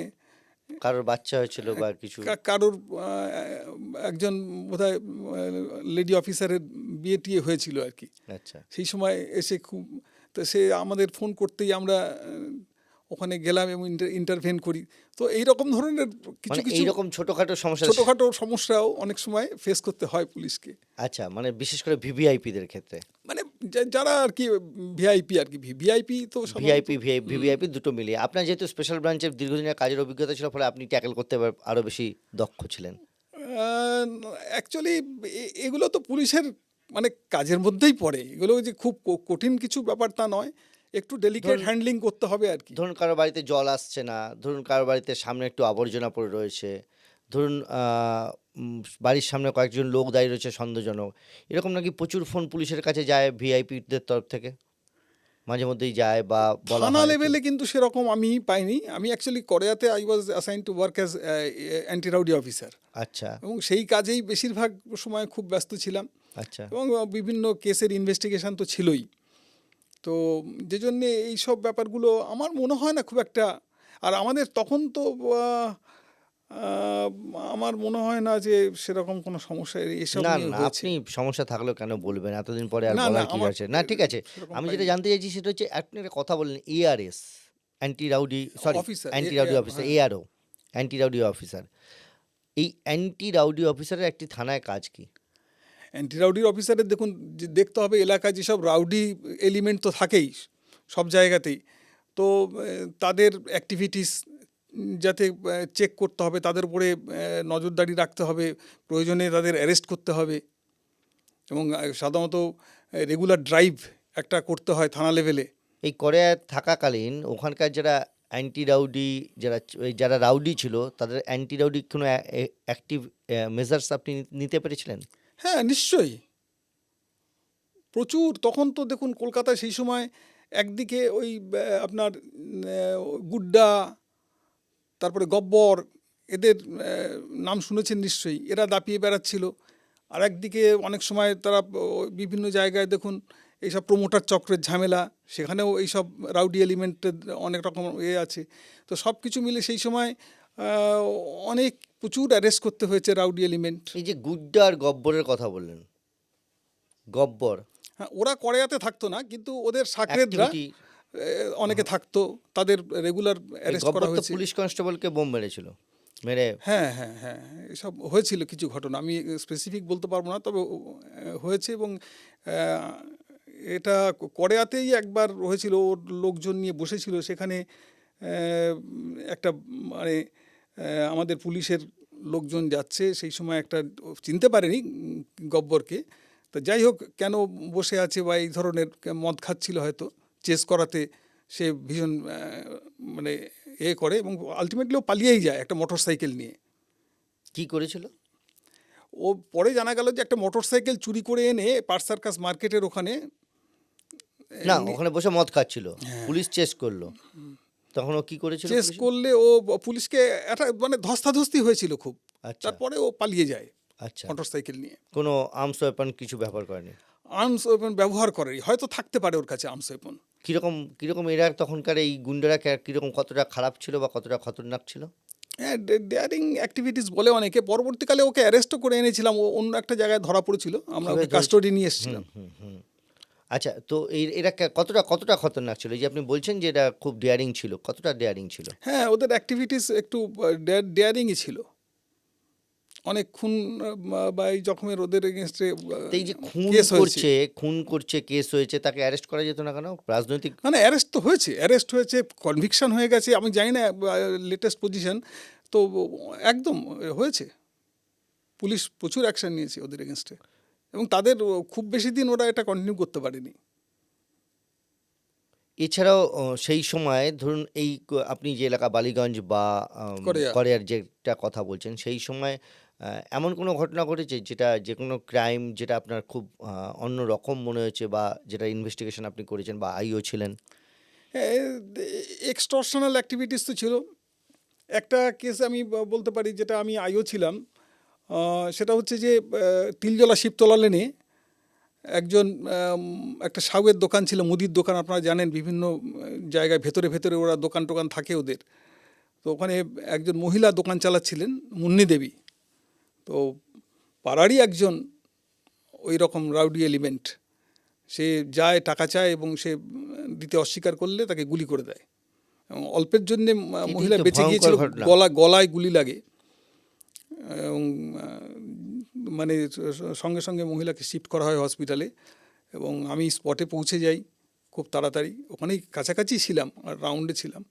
স্পটে পৌঁছে যাই, দেখি যে প্রচুর ভিড়, এবং ছেলেটির হাতে রিভলভার নিয়েই ওকে সবাই ধরে, লোকাল লোকজন ধরে ধরে রেখেছিল। ফেলেছে? হ্যাঁ, এবং আমি ওইভাবেই মানে রিভলভার নাকি যেটা, দেশি হ্যাঁ, পিস্তল? দেশি দেশি দেশি, আচ্ছা, ওই পিস্তল, সিঙ্গেল শট সিঙ্গেল পিস্তল। ওয়ান শটার, হ্যাঁ, তার সিঙ্গেল রিভলভার তো শট অনেক পিস্তল বলে। মারাত্মক ব্যাপার। হ্যাঁ, রিভলভার 6 চেম্বারও দেশি আছে। আচ্ছা, তো ওইভাবেই ছিল, এবং ওখানেই ওকে কাস্টোডি নিয়ে অ্যারেস্ট করি, এবং সব সিজার করা হয় ঠিকঠাক, এবং পরবর্তীকালে ওর এই কেসে কাস্টোডি ট্রায়াল হয় এবং 7 বছর সাজা হয়। খুনের চেষ্টা, সেই কারণে। আচ্ছা, এছাড়া আর কোনো ইনসিডেন্ট যেখানে একটা ফায়ারিং হয়েছিল সম্ভবত সেই সময়, আপনি বলছেন? হ্যাঁ, ফায়ারিংয়ের একটা ইনসিডেন্ট হয়েছিল। সেটা হচ্ছে থানার কাছাকাছি হয়েছিল। সেটা কড়িয়া রোডের ওপরে একটি বাড়িতে, আমার কাছে গোপন সূত্রে একটা খবর পাচ্ছিলাম যে রাত্রিরে, বেশি রাতের দিকে লোকজন জড়ো হচ্ছে। একটা বাড়ি, বড় বাড়ি, বাউন্ডারি দিয়ে, খুব উঁচু বাউন্ডারি ওয়াল দিয়ে ঘেরা, ভেতরে বাগান টাগান আছে। ওখানে একটা মানে আউট হাউস মতো ছিল, কিন্তু সেটা ভাঙাচোরা ছিল আর কি, দরজা জানলা ঠিক মতো ছিল না। খবর ছিল যে ওখানে রাত দুপুরে লোকজন জড়ো হচ্ছে, এবং তারা কিছু মানে অ্যাক্টিভিটিস সেখানে করছে আর কি। তা যথারীতি আমরা ওখানে পুলিশ নিয়ে যাই আমরা, এবং বিভিন্ন কন্ট্রোল রুম থেকেও জানিয়েই গিয়েছিলাম। এবং সেখানে যাওয়ার পরে আমরা যখন ওই আউট হাউসের কাছে যাই এবং ভেতরে ঢোকার চেষ্টা করি, তখনই হুড়মুড় করে তারা বেরিয়ে পড়ে এবং সব পাঁচিলের ওপর উঠে পড়ে এবং পুলিশের দিকে বোম চার্জ করতে থাকে। বেশ অনেকগুলো বোম তারা মারে, এবং সবাই পুলিশের লোকেরা যে যার মতো গার্ড নিয়ে সেখানে পুলিশের লোকেদের কাছেও তারাও ফায়ার করে।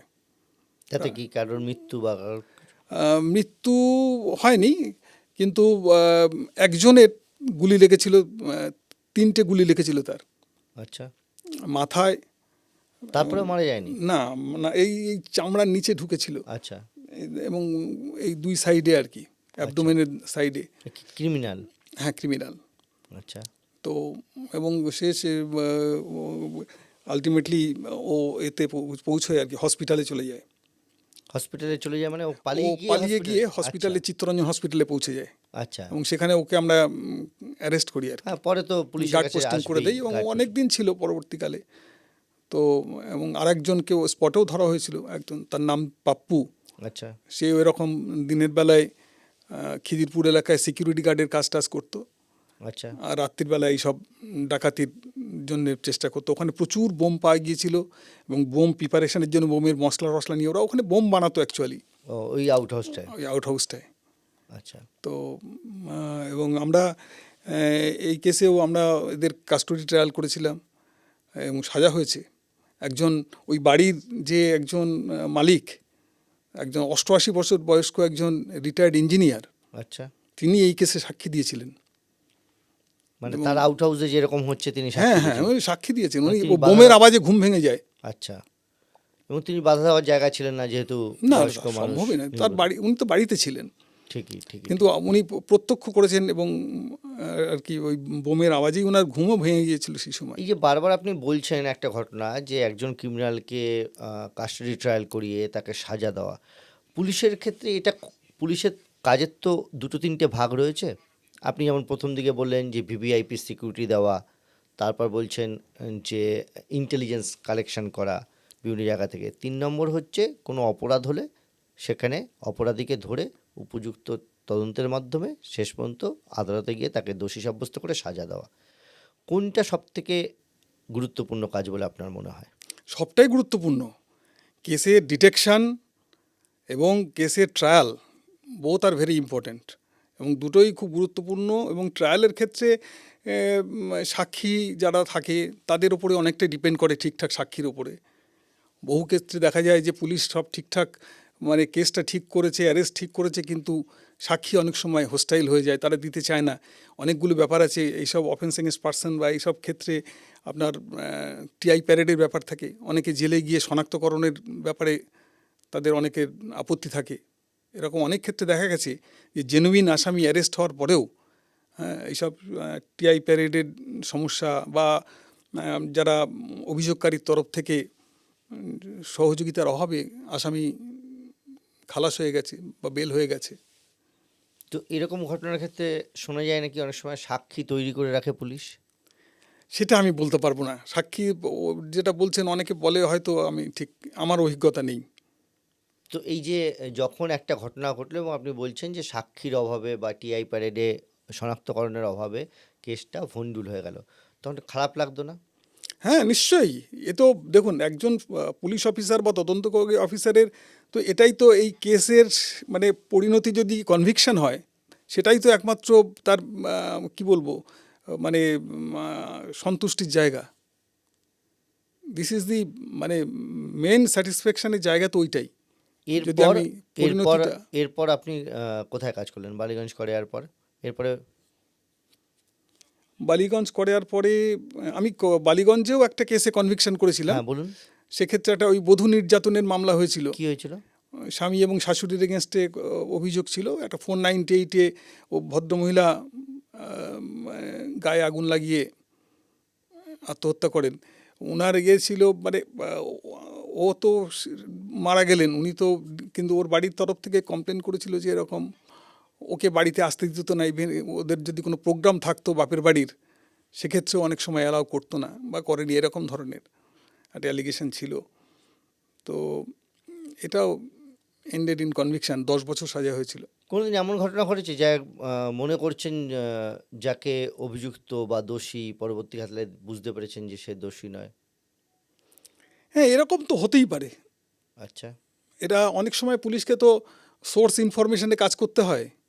দেখুন, সবাই যে খুব বিশ্বস্ত সোর্স হবে তার কোনো কথা নেই, কারণ আগেকার দিনে, এখন তো অনেক ডিভাইস আছে, অনেক কিছু সুবিধা হয়ে গেছে ইন্টেলিজেন্সের ব্যাপারে বা অ্যারেস্ট করতে অনেক সুবিধা হয়।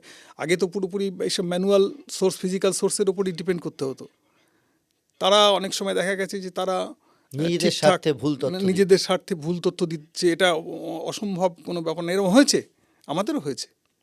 আপনার আপনার এই যে এত সোর্সকে নিয়ে কাজ করেছেন দীর্ঘ সময়, তো এই সাইবার বা এই ধরনের মোবাইল এই সমস্ত ট্র্যাকিংয়ের ব্যবস্থা ছিল না আপনার চাকরি জীবনে। ফলে এই যে সোর্সদের নিয়ে কাজ করে, ক্রিমিনাল সোর্স কত ছিল বা কীরকম ছিল? ক্রিমিনাল সোর্স দেখুন, এগুলো তো দেখতে হবে যে কিভাবে করা যায়। একদম অ্যাক্টিভ ক্রিমিনালকে সোর্স করা কখনোই ঠিক না। হ্যাঁ, যারা ধরুন যারা সরে এসছে বা ভেটারেন, খবরাখবর দেখে সবসময় হয় কি, অনেক লেভেল থেকেই আপনার কাছে খবর আসতে হয়। সবসময় যে আপনাকে একদম প্রফেশনাল সোর্স রাখতে হবে সেরকম না। ব্যক্তিগত সম্পর্কের ওপরে অনেক কিছু হয়, কিন্তু সোর্সকে অনেক সময় পুলিশ প্রোটেকশন দিতে পারে না। কেন? যখন জানাজানি হয়ে যায়। কি করে জানাজানি হয়? জানাজানি হয়ে যায়, দেখুন সোর্সে তো যারা ক্রিমিনাল সোর্স থাকে তারা অনেক সময় বিভিন্ন ব্যাকগ্রাউন্ডের লোকজন আসে, অনেকেই হইচই করে অনেক কিছু মানে- এলাকায় বলে ফেলতে পারে। মদের থেকে গিয়ে বলে দিচ্ছে যে আপনি ওসিকে আমি খবর দিই, আমি ওসি হ্যাঁ, আমার খবর। এরকম হতেই পারে। আচ্ছা, তো এই সেখান সব থেকে লিক হয়ে গেল।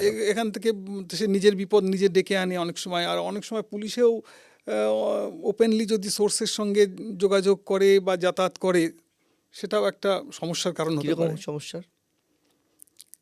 ধরুন, পুলিশের মধ্যেই পুলিশের শত্রু? না না না, নট দ্যাট। ধরুন পুলিশের অফিসাররা গিয়ে সোর্সের বাড়িতে প্রায় সেই যাতায়াত করছে, তো সে তো এক্সপোজড হয়ে যাবে, এলাকায় তো খবর চলে যাবে। এলাকায় খবর চলে যাবে। আচ্ছা, এক এক পুলিশের সোর্সকে নাকি আর এক পুলিশ অ্যারেস্ট করেছে, এরকম ঘটনা তো কলকাতায় ঘটেছে। হ্যাঁ হ্যাঁ, এ তো হয়, হতেই পারে। কারণ যদি ক্রিমিনাল অ্যাক্টিভিটি পায়, যে অন্যের সোর্স বলেই যে অ্যারেস্ট করেছে সেটা নাও হতে পারে। হয়তো দেখা যাবে যে কোনো এক সময় একজনের সোর্স সে একটা জায়গায় ক্রাইম করছে, ক্রাইমে ইনভলভ হলে তার এগেনস্ট তো অ্যাকশন নিতে হবে। এতে কি পুলিশের এই যে ক্রিমিনালকে সোর্স তৈরি করা, এতে কি পুলিশের খারাপ হয়ে যাওয়ার সুযোগ বাড়ে বা বদনাম হওয়ার? সেটা আমার মনে হয় না। পুলিশের বদনাম হওয়ার মতো ঘটনা পুলিশ পুলিশের কখনো এমনিতেই হবে যত না। বদনাম তত আর আমি বলছি একদম একজন ক্রিমিনাল আপনার সোর্স, সেই ক্রিমিনাল অন্য জায়গায় ধরা পড়লে বললো যে আপনি এতদিন ধরে দেবাশিস বাবু আমাকে ব্যাকিং করতো, আমি ওনার সোর্স ছিলাম, তো সেটা তো আপনার বদনাম হবে। হ্যাঁ, সেরকম যদি সেরকম সোর্স করাই উচিত না। হয়েছে তো। ধরুন হতে পারে, আমার ঠিক নলেজে নেই, কিন্তু আমি দেখেছি আমার সাধারণত আমি অ্যাক্টিভ ক্রিমিনাল কখনো সোর্স হিসাবে কাউকে আমি পাইনি, বা আমার কাছে কেউ কখনো ছিলও না সেরকমভাবে যোগাযোগ। সোর্সদের জন্য সম্পর্কের উপরে অনেক সময় ইনফরমেশন আমি গ্যাদার করেছি। সোর্সদের জন্য কীরকম টাকা পয়সা দিতে হয় বা দেওয়া হয় ডিপার্টমেন্ট থেকে? না, সেইটা বলা যাবে না, তবে সোর্স মানে মানে হিসাবে স্পেসিফিক ইনফরমেশন দেওয়া যাবে না, প্রকাশ্যে আনা যাবে না? না, সোর্স ইনফরমেশন হিসেবে অনেক সময় সুপিরিয়র অফিসাররা তারা টাকা পয়সা অনেক সময় সোর্স ফান্ড থেকে দিতে পারেন আর কি, সেটা। ওসিদের কাছে কোনো সোর্স ফান্ড থাকে না? না না, এটা ডিসি লেভেল থেকেই করা হয়? হ্যাঁ, ডিসি লেভেল থেকেই ডিসি অ্যান্ড অ্যাবভ লেভেল থেকে? হ্যাঁ। এই প্রত্যেক থানার জন্য কি সোর্সের মানি বরাদ্দ থাকে না অফিসার পিছু বরাদ্দ থাকে এরকম? না না না, তাহলে? থানা লেভেলে না, ওটা পুরোপুরি সিনিয়র অফিসারদের লেভেলেই হয়। আচ্ছা, সে ভালো কাজের জন্য সবসময় মানে ভালো কাজে উৎসাহ দেওয়ার জন্য তো মানে না ভালো কাজে ইনসেনটিভ হিসাবে ইনসেন্টিভ আলাদা জিনিস, আমি বলছি একেবারে স্পেসিফিক সোর্স মানি। না, সোর্স মানি ওইভাবে তো আমি তো কখনো কাজ করিনি। আচ্ছা, আপনি যখন ওসি হয়েছেন? ওসি হয়ে আমি তো প্রচুর ইন্টেলিজেন্স নিজেও কালেকশন করতাম, কমে গেছিল, কিন্তু পরবর্তী আমি অনেকের সাথে, অনেকে আসতো খবর দিয়ে যেত, এরকম হয়েছে প্রচুর। ওসি দেখুন, ওসি চেয়ারটা এমনই, সে ওখানে বসে সব খবর পেয়ে যাবে আচ্ছা, যদি সে মানে চায় বা তার সেই দক্ষতা থাকে। কীরকম খবর? মানে আমি বলতে চাইছি যে সেই এলাকার খবর নাকি হ্যাঁ, নিজের ডিপার্টমেন্টের খবর? সেই এলাকার খবর। আর নিজের ডিপার্টমেন্টের খবর? না, নিজের ডিপার্টমেন্ট বলতে আপনি কি বলছেন? মানে পুলিশ ডিপার্টমেন্টেরই? না, উপর পুলিশ নিচে? ডিপার্টমেন্টেরও হতে পারে, অনেক প্লাস সময় হয় না নিজের ডিপার্টমেন্টে কোনো একটা খারাপ কিন্তু জিনিস থাকতে সে পারে? তো সাধারণত সে তো নিজের এলাকার, থানা এলাকার খবরই কালেকশন করার ব্যাপারে মনোযোগী হবে। তো সেক্ষেত্রে প্রচুর সব খবরই পাওয়া সম্ভব। একটা সময় কলকাতা বলা হতো কলকাতা পুলিশটা চালায় কলকাতা পুলিশের ওসিরা, সত্যি কি ঠিক? তাই OC, Kolkata police actually sub ইন্সপেক্টররা হচ্ছে ব্যাকবোন অফ দি ডিপার্টমেন্ট, এবং ওসিরা কলকাতা পুলিশে তো একটা মেজর, এলাকার স্থানীয়ভাবে তারাই তো ল অ্যান্ড অর্ডার এবং সব কিছু দেখে, ক্রাইম। এই একজন ওসি হওয়ার জন্য কি দক্ষতা লাগে? He should B a very good officer. মানে অফিসার তো সবাই এটা জানে, ভালো অফিসার হলেই দেখুন, ওসি তাকে হবে। তো এছাড়া ডিপার্টমেন্টাল মানে কি দক্ষতা, এই যে ভালো অফিসারের ভালোর তো কোনো শেষ নেই। না, তার দেখুন, একটা পুলিশকে যা কিছু করতে হবে within the ambit of law, আইন মেনে করতে হবে। তাকে তো ওই রকম সিনেমার মতো পুলিশ হলে চলবে না। আচ্ছা, হ্যাঁ, তো তাকে আইন মেনে সব কিছু করতে হবে। আইনের যে নলেজটা সেটা ইজ এ ম্যান্ডেটারি। হ্যাঁ, তারপরে তাকে দেখুন মানে সিনসিয়ার হতে হবে, তাকে তার বিহেভিয়ার, সব ধরনের মানুষ একটা এলাকায় কত। তো কেউ যে বলেন যে পুলিশ তো আর শিক্ষকের কাছ থেকে, পুরোহিতের কাছ থেকে, ধর্মযাজকের কাছ থেকে, ভালো মানুষের কাছ থেকে ইনফরমেশন পাবে না, ফলে পুলিশকে ক্রিমিনালদের সঙ্গে মিশতে হয় বা ক্রিমিনাল না না, নট দ্যাট, এটা ক্রিমিনালদের সঙ্গে মিশতে হয় না। দেখুন, ব্যাপার হচ্ছে যে পুলিশে তো বিভিন্ন লেভেল আছে, ওসিকেই ক্রিমিনালদের সঙ্গে মিশতে হবে কেন? শুধু ওসি নয়, আমি সব লেভেলের কনস্টেবল, এএসআই, সাব ইন্সপেক্টর, তারা যখন বাইরে বাইরে ঘোরে, তারা বিভিন্ন যখন রাউন্ড করে বা এলাকায় বিভিন্ন পকেটে তাদের তো কিছু লোকজন থাকবেই, নাহলে কাজ করবে কি করে? তা তাদের কাছ থেকে প্রচুর ইনফরমেশান আসতে পারে। আর দেখুন বহু মানে ম্যান অফ হাই পজিশান তারাও কিন্তু অনেক কিছু ওয়াচ করে, দেখে যে তাদের পাড়ায় কি হচ্ছে, অ্যাক্টিভিটিস কি আছে না আছে, সেগুলো তারা তো চায় যে এগুলো প্রশাসন বা পুলিশ কিছু অ্যাকশান নিক। তারা এসে দরকার হলে ওসির কাছেই বলে যায়, কারণ জানে ওসির জায়গাটা সবথেকে সুরক্ষিত জায়গা। বালিগঞ্জ করার পর কার কোথায় কাজ করলেন? বালিগঞ্জ করার পরে তো আমি পোর্ট ডিভিশনে ছিলাম, কলকাতা পুলিশের জুরিসডিকশন। তো ওখানে তো আমি গার্ডেন রিচে ছিলাম সেকেন্ড অফিসার কিছুদিন। তারপরে আমি স্পেশাল স্টাফ পোর্ট ডিভিশন হিসাবে প্রচুর ডিটেকশন, প্রচুর আর্মস উদ্ধার আমি করেছি, প্রচুর। পোর্ট ডিভিশনটা একটা অন্য রকম। পোর্ট ডিভিশন বললেই আমাদের চোখের সামনে ভেসে ওঠে একটা বন্দর, একটা জাহাজ। সিনেমা দেখে আমাদের একটা কিছু ধারণা তৈরি হয়েছে। সেখানে পুলিশের কাজটা কি? না, সেখানে ওখানে লোকালিটিটা যেটা কলকাতা পুলিশের জুরিসডিকশন, সেটা তো থানায় ভাগ করা আছে। এখন তো পোর্ট ডিভিশন অনেকগুলো থানা আছে, ওটা তো ভাগ হয়ে কিছুটা চলে গেছে, তারাতলা থানাটা চলে গেছে ওয়েস্ট ডিভিশনে, আর এদিকে সাউথ ওয়েস্ট ডিভিশনে, আর এটা এদিকে নাদিয়াল এক্সটেন্ডেড হয়েছে। মিটিয়াবরুজ যেগুলো ওয়েস্ট বেঙ্গল পুলিশে ছিল, এগুলো কলকাতা পুলিশের জুরিসডিকশনে অন্তর্ভুক্ত হয়েছে। তো প্রচুর মানে হিউজ পপুলেশন। তো সেখানে আপনার পুলিশের কাজ হচ্ছে যে এই লোকালিটিগুলোতে, যে ইকবালপুর ওয়ার্ডগঞ্জ তো বরাবরই ছিল, জানেন এগুলো সব একদম ডেন্সলি পপুলেটেড এরিয়া। তার সঙ্গে এদিকে মেটিয়াবুরুজ, গার্ডেন রিচ, নাদিয়াল, আপনার এগুলো এই যে বললেন প্রচুর আর্মস ওয়েপন সিজার হয়েছে, ওখানে কি আর্মস ওয়েপনের চাষ হয়? না, দেখুন এইটা চাষ হয় না, কিন্তু ওখানে ওখানে বলে না, কলকাতার সব জায়গাতেই বাইরের থেকে, বিহার থেকে একটা ওই রকম ছিল আগে, শোনা যেত মুঙ্গের থেকে অনেক সময় আসতো টার্মস আসতো। এই যে আর্মস ওয়েপন রিকভার করেছেন, কোনদিন রুটে মানে একদম রুটে পৌঁছতে পারেননি? হ্যাঁ, একদম রুটে আমি তো ওই পর্যন্ত মুঙ্গের পর্যন্ত আমি যেতে পারিনি, না, তবে মুম্বাই পর্যন্ত যাওয়ার দরকার নেই, তার আগে পর্যন্ত ব্লক করার মতো পরিস্থিতি। হ্যাঁ হ্যাঁ, যারা এখানে বিক্রি করতো, অনেক সময় পেডলিং করতো আর্মস, হ্যাঁ, এরকম লোকজন অনেক, মানে বেশ কয়েকজনকে আমি ধরেছি। কি আর্মস এখানে মেইনলি বিক্রি করা হতো? এখানে মেনলি দেখুন এইসব ওই সিঙ্গেল শটার, ওয়ান শটার এগুলোই সব আচ্ছা। আসতো। পরবর্তী ক্ষেত্রে নয় আধুনিক বিভিন্ন হ্যাঁ। জিনিস এসছে। কিরকম দাম থাকতো এই ওয়ান শটের ওয়ান শটারের দাম সেই সময়? আমার মনে হয় না খুব একটা বেশি, খুব মিনিমাম প্রাইসে হয়তো পাওয়া যেত। তখনকার দিনে কত পাওয়া যেত? তখনকার দিনে কত পাওয়া যেত, ওই রকম 1000 টাকা। 1000 টাকা করে। আচ্ছা, কিন্তু এই আর্মসের থেকেও বেশি ইম্পর্টেন্ট তো হচ্ছে কার্টিজ, গুলি তো আর কোনো সাধারণ মানুষ তৈরি করতে পারে না, বা গুলি কোনো কারখানায় তৈরি হতো না। ফলে সেই গুলিগুলো কি দাম কীরকম ছিল? এইগুলো আমি বলতে পারবো না, সেগুলো গুলিও লোকাল মেড এরকম হয়। গুলি লোকাল মেড হয়? হ্যাঁ হ্যাঁ, এটাও হয়, এটাও আমি দেখেছি আর কি। কোথায় দেখেছেন যেগুলো অর্ডিন্যান্সের গুলি নয় বা এরকম গুলি হয়। আচ্ছা, সেটা কতদিন আগে দেখেছেন? মানে একটা সময় তো তৈরি হতো না, পরবর্তীকালে বেসরকারি কিছু সংস্থাকে দেওয়া না, হয়েছে আমি তো গুলি। দেখুন, আমি তো সেই 2005-এ আমি প্রমোশন পেয়ে যাই, তার আগে আর কি এগুলোর কথা বলছি। পরবর্তীকালে আমি খুব একটা এইসব ব্যাপারে ছিলাম না, তখন তো ওসি হয়ে যাওয়ার পরে থানার আইন শৃঙ্খলা এবং থানার এরিয়াতেই বেশি কনসেন্ট্রেট তখন অ্যাডমিনিস্ট্রেটিভ অফিসার হিসেবে বেশি দায়িত্ব। হ্যাঁ, দায়িত্বটা বেশি থানার। তো ওখানে কিন্তু আমি দেখেছি। এই যে পোর্ট এরিয়ায় গেলেন, পোর্ট এরিয়ায় আর্মস ওয়েপন উদ্ধার করছেন বলছেন, ওখানকার আইন শৃঙ্খলার কী কী সমস্যা? পোর্ট এরিয়ার কী ধরনের ক্রাইম বেশি হয়? পোর্ট এরিয়া তো ইন জেনারেল দেখুন, মানে গরিব খেটে খাওয়া মানুষজন খুব বেশি,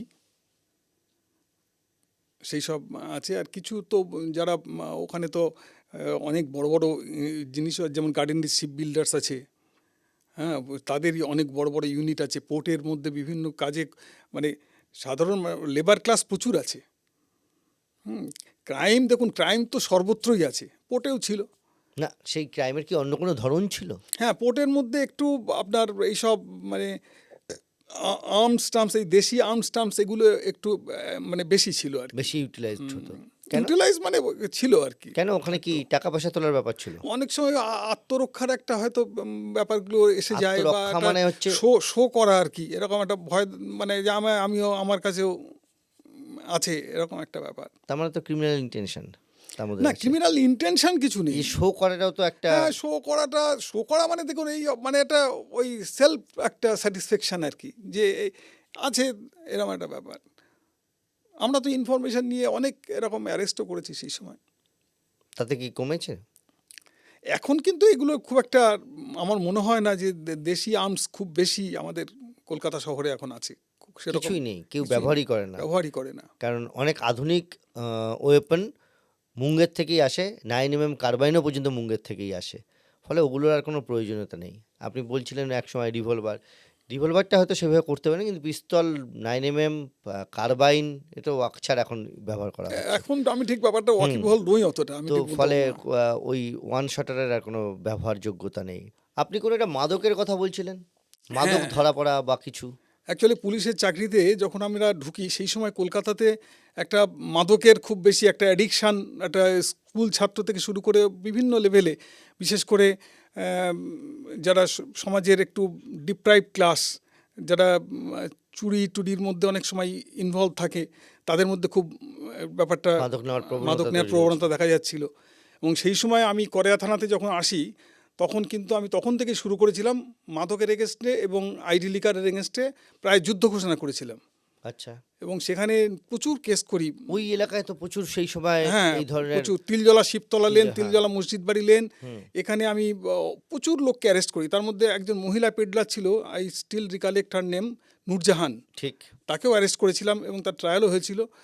তো এবং পরবর্তীকালে যখন পোর্টে আসি, সেখানে দেখলাম যে এখানে মাদকের কারবারটা একটু বেশি। ওখানে যেমন খুব ছোট ছোট ছোট ছোট পুড়িয়া, পুড়িয়া বিক্রি হ্যাঁ, হতো, এখানে আবার প্যাকেট বিক্রি প্যাকেট হতো। বিক্রি হয় বড় বড়। তো সেক্ষেত্রে আমরা আমি একটা ইন্টেলিজেন্স কালেকশন করেছিলাম, এবং সেটা একটা ছেলেকে, একজনকে আমি উঠিয়ে নিয়ে আসি এবং সারা রাত তাকে জিজ্ঞাসাবাদ করি, কিছুতেই ব্রেক করছিল না। সারা রাত, আমার স্টিল রিমেম্বার, হোল নাইট আমি তাকে বসিয়ে তার সাথে শুধু জিজ্ঞাসাবাদ, শুধু জিজ্ঞাসাবাদ করছি। ভালোবাসার সঙ্গে। ভালোবাসার সঙ্গে বলবো না, যাই হোক, তাকে এটা বুঝিয়েছিলাম যে ওর বেরোতে পারবে না এখান থেকে unless he tells in details. তো আলটিমেটলি ও ওই সকালবেলায়, ভোরবেলায় আমাকে জানায় যে হ্যাঁ, আমি চলুন দেখিয়ে দিচ্ছি কোথায় কী কারবার হয়, কোন বাড়িতে। ও বাড়িটা দেখিয়ে দেয় আমাকে, তারপরে ও চলে যায়। এবং মানে চলে যাওয়া মানে আপনি ছেড়ে দেন? হ্যাঁ, ওকে ছেড়ে দিয়েছিলাম যে খবর দেওয়ার জন্যে, আচ্ছা, যে কখন। এই যে সারা রাত ধরে তৈরি করলেন, বুঝিয়ে দিলেন, আমি তারপর দেখে নিলাম জায়গাটা, জায়গাটা দেখে নিয়ে ওকে ছেড়ে দিলেন, হি ওয়াজ অ্যালাউড টু গো। এবং তারপরে ও আমাকে সোর্স হিসেবে তৈরি হয়ে গেলেন। ফার্দার খবর দেবে যে কখন মানে ওখানে গেলে সিজ করা যাবে বা মেন লোককে পাওয়া যাবে। ঠিক। তো ওই ভোরবেলা দেখে এলাম। তারপরে বেশ কয়েকদিন কেটে যাওয়ার পরে আমার কাছে আবার খবর এলো যে যে ওখানে কারবারটা করে সেই বাড়িতে, ইব্রাহিম রোডের একটা বাড়ি, থানার কাছেই আর কি, ওখানে গেলে পাওয়া যাবে। তো সেইখানে আমি গেলাম, গিয়ে ওকে ধরে নিয়ে এলাম, ধরে নিয়ে জিজ্ঞাসাবাদ করলাম, কিছুতেই ব্রেক করছে না। কিন্তু যা হয় ওই আলটিমেটলি আর কি তাকে ব্রেক করে গেল। এবং সেখানে গিয়ে তারপরে গেলাম, খুব গুড লাক যে কেউ ওটা সরাতে পারেনি। একটা বাড়ির 3তলা বাড়ি, সেখানে বাড়ির ওই ফার্স্ট ফ্লোরে বোধহয় একটা ঘরের মধ্যে আপনার এরকম একটা পিলার, সেই পিলারের সঙ্গে একটা ড্রেসিং টেবিলের সেট করা ছিল আয়না, এটা একটা নব লাগানো ছিল নিচে। হ্যাঁ, ওই ছেলেটি তখন তো আমাদের গ্রিপে চলে এসছে, হেল্প করছে, দেখিয়ে দিল। ও তখন এটা খুললো, দেখলাম ভেতরে আপনার মানে সে ভয়ঙ্কর ব্যাপার, 20 কেজি আফিন পেলাম আমি, 20টা প্যাকেট, বড় বড় প্যাকেট, 20 কেজি ওপিয়াম, হ্যাঁ অনেক দাম, এবং 1.5 কেজি হেরোইন। আচ্ছা, আমার মনে হয় সেই সময় that was the biggest haul in Kolkata at that point of time. এবং কলকাতা পুলিশে অনেক দিন সেটা মানে সেরকম একটা সময় নারকোটিক কেসে সাজাও হচ্ছিল না। আমি কাস্টোডি ট্রায়াল করি, এবং কাস্টোডি ট্রায়াল করে ওর সাজাও হয় 15 বছর। এই যে নার্কোটিক্সের ক্ষেত্রে যে এবং সাক্ষীরা হোস্টাইল হয়েছিল। আচ্ছা। সব থেকে মেন উইটনেস হচ্ছে সিজার উইটনেস। নানান রকম দেখুন ফর্মালিটিস যেগুলো আছে সেগুলোও খুব মেনটেন করা টাফ। এনডিপিএস অ্যাক্টের NDPS Act 42, 50 গেজেটেড অফিসারের অনেক ব্যাপার থাকে, তবে কি কি- গেজেটেড কি কি অফিসার থাকে একটু দু একটা নিয়ম বলুন না এরকম। ফিজিক্যাল সার্চ করার জন্য গেজেটেড অফিসারের প্রেজেন্সটা ম্যান্ডেটারি, এবং সেটা মানে যদি কাউকে আপনি ধরলেন, হ্যাঁ, তার কাছে তার পজিশনে ড্রাগস রয়েছে, তখন আপনাকে তাকে অপশন দিতে হবে যে তুমি whether you want to be search by magistrate or a gazetted officer, আচ্ছা সেগুলো ইন রাইটিং সব করতে হবে। আচ্ছা, মানে তার ইচ্ছে অনুসারে আপনাকে সার্চ করতে হবে।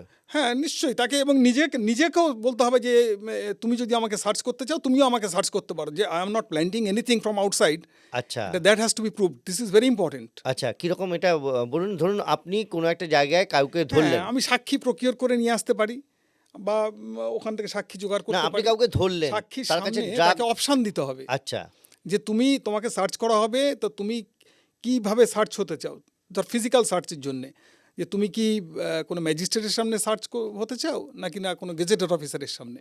প্লাস যে ইনভেস্টিগেটিং অফিসার বা যে পুলিশ অফিসার, তাকেও সার্চ করতে হবে। তাকেও সার্চ তুমি যদি চাও ইউ হ্যাঁ। Can also Search me. Search me, আচ্ছা, সার্চ এই করতে স্কোপটা পারো। দিতে হবে এই এবং সেটা scope টা রিটেন দিতে হবে, থাকবে। এবং সব কিছু রিটেন থাকবে, এবং এইটা খুব একটা, এবং আরও সব নিয়ম আছে যে একদম সুপিরিয়র অফিসারকে 72 ঘন্টার মধ্যে সব পুরো ডিটেলসটা জানাতে হবে, সব কিছু পাঠাতে হবে, এবং যে জন্যে মানে একসময় ঠিক, এখন তো আরও নিয়ম হয়েছে যে এখন তো পুরো ব্যাপারটা ভিডিওগ্রাফি করতে হয়। পুরোটা ভিডিওগ্রাফি করতে হয়। আচ্ছা, এরকম কোনো ঘটনা আছে যদি এনডিপিএস অ্যাক্টে কোনো কেস ফলস দেওয়া হয়, হ্যাঁ তাহলে যে ফলস কেস দিচ্ছে তাকে ওই সাজাটা হ্যাঁ হ্যাঁ হ্যাঁ, কিরকম? এর প্রভিশন আছে একটা। কিরকম?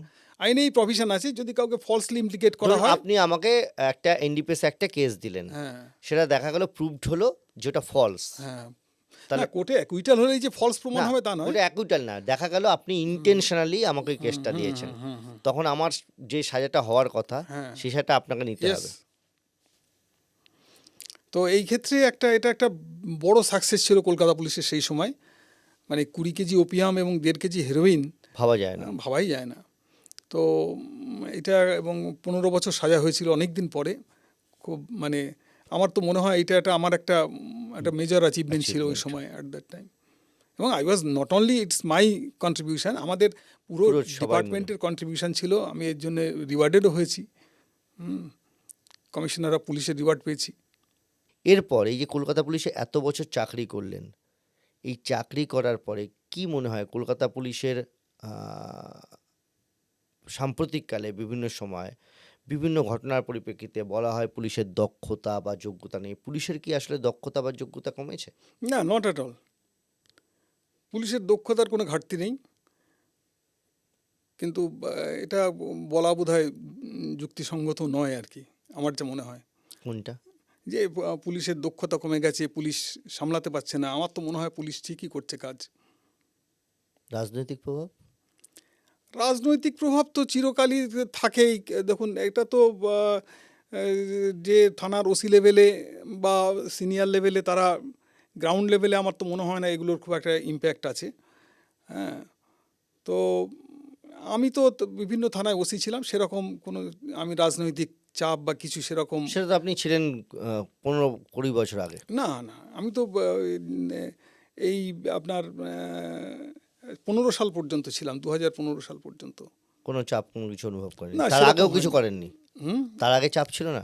না, সেরকমভাবে আমি কিন্তু রাজনৈতিক চাপ, দেখুন আমি তো সেরকমভাবে আমি তো কিছু দেখিনি। আমি তো ফুলবাগান থানায় ছিলাম এর আগের বামফ্রন্টের আমলে, ওখানে আমি ওসি হয়ে জয়েন করি, এবং তারপরে পালা বদলের সময় আমি ফুলবাগানে ছিলাম। সেরকম কোনো সমস্যা তো আমি পাইনি। এই যে ফুলবাগানে কাজ করছিলেন, ফুলবাগান পুরো অন্যরকম, তার আগে পোর্টে কাজ করলেন, স্পেশাল ব্রাঞ্চে, বালিগঞ্জ, করেয়া। ফুলবাগানের কীরকম কী পরিবেশ পরিস্থিতি ছিল? একদিকে তো স্টেডিয়াম, তার পাশে কাদাপাড়া বস্তি, হ্যাঁ, ওটা তো আপনার সল্টলেকের মধ্যে পড়ে। সল্টলেকের মধ্যে পড়ে। তার না, স্টেডিয়ামটা সল্টলেকের মধ্যে, ওটা কাদাপাড়ার এই পাশের কাদাপাড়ার বস্তিটা এটা, হ্যাঁ, আপনার ফুলবাগানের মধ্যে আছে, এবং ওখানে একটা প্রচুর ধরুন নন বেঙ্গলি পপুলেশন, বা যেগুলো বলে আপনার মারওয়াড়ি পপুলেশন, এটা প্রচুর, তারাই বেশিরভাগ জায়গাটা দখল করে আছে। প্রচুর বিল্ডিং হাউজিং এখন হয়েছে, সফিস্টিকেটেড, ওখানে বহুতল প্রচুর। বহুদল প্রচুর হয়েছে। আবার কিছুটা এই যে আপনার ইউসি ব্যানার্জি রোড, সিআইটি রোডের দিকে কিছুটা বস্তি হয়তো এখনও আছে। তাদের লোক সংখ্যা জনসংখ্যা অনেক বেশি, কিন্তু কম জায়গার মধ্যে আছে আর কি। এই যে আপনি বলছেন যে এই যে পপুলেশনের কলকাতার পরিবেশটাও বদলে যাওয়া, আপনি পুলিশ হিসেবে জবে জয়েন করেছেন এবং তারপর লাস্ট যখন ওসি হিসেবে দেখছেন আস্তে আস্তে প্যাটার্নটা বদলে যাচ্ছে। মানুষের বাঙালি বা এখানকার স্থানীয় বাসিন্দারা আস্তে আস্তে একটার দিকে সরছেন বা কোনো জায়গায় কম বেশি হচ্ছে, অবাঙালির সংখ্যা অনেক জায়গায় বাড়ছে। এতে কি আইন শৃঙ্খলার কোনো রকম কোনো সমস্যা হয়? আইন শৃঙ্খলার সমস্যা দেখুন, এইসব যে ডেভেলপমেন্টের জায়গাতে কিছু তো হতেই পারে প্রাথমিকভাবে, তবে পরবর্তীকালে আমার মনে হয় না এগুলো থাকে কিছু কোনো সমস্যা। যে আন্ডার কনস্ট্রাকশন বিল্ডিং বা এই একটা জায়গায় ডেভেলপমেন্ট, ডেভেলপার, প্রমোটিং, এটা কতটা ক্রাইমের জন্ম দেয়? কারণ আপনি যে এলাকাগুলো কাজ করেছেন সেই এলাকাগুলোয় এই জিনিসটা একটা অত্যন্ত গুরুত্বপূর্ণ ব্যাপার। না, সেরকমভাবে আমি পাইনি। ফুলবাগানে আমার সময় কোনো সমস্যাই ছিল না এসবের।